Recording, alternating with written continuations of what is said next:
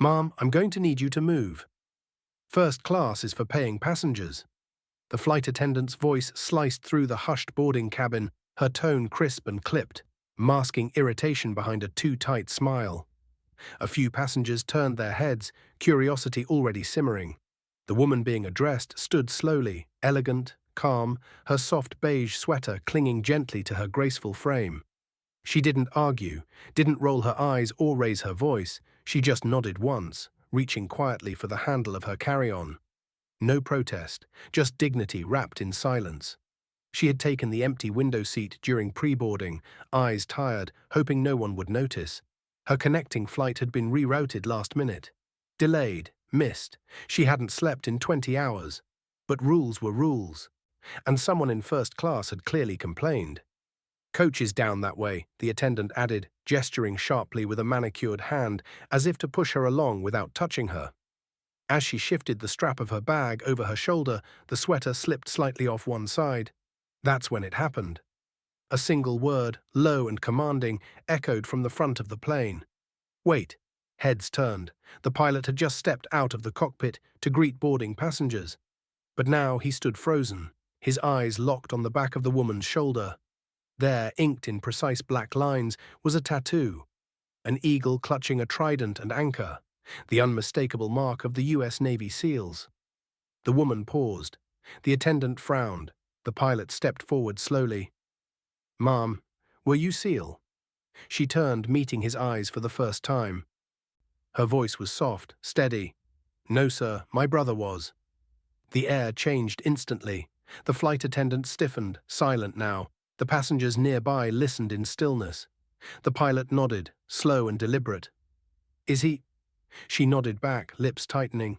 Yes. He inhaled once, deep. Then he stepped fully into the cabin. You're not going to coach, he said firmly. Then, turning to the attendant, she sits here. The attendant blinked. But, Captain, her boarding pass. She sits here, he repeated sharper this time.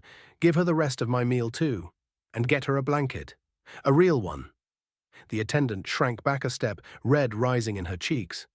The woman opened her mouth to object, but the pilot cut her off gently.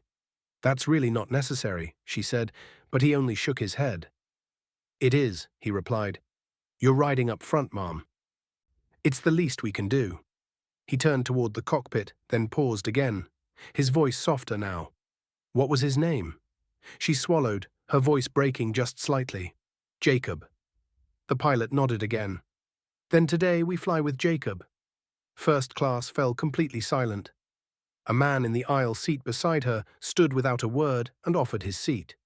She sat slowly, pulling the sweater gently back over her shoulder, hiding the tattoo again, but its presence lingered like a shadow in the cabin. Whispers rippled among the passengers. Some looked down. A woman dabbed her eyes with a tissue.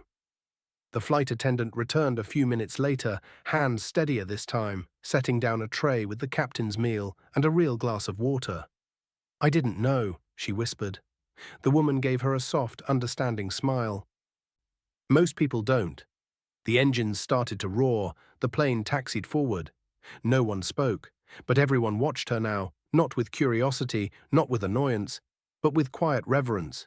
Because sometimes it isn't medals or uniforms that carry the weight of service.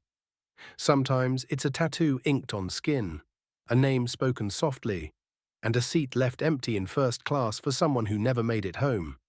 Before we move on to the next story, make sure to comment your location. We love seeing people from everywhere come together here. Hit like and subscribe if you want more stories like this.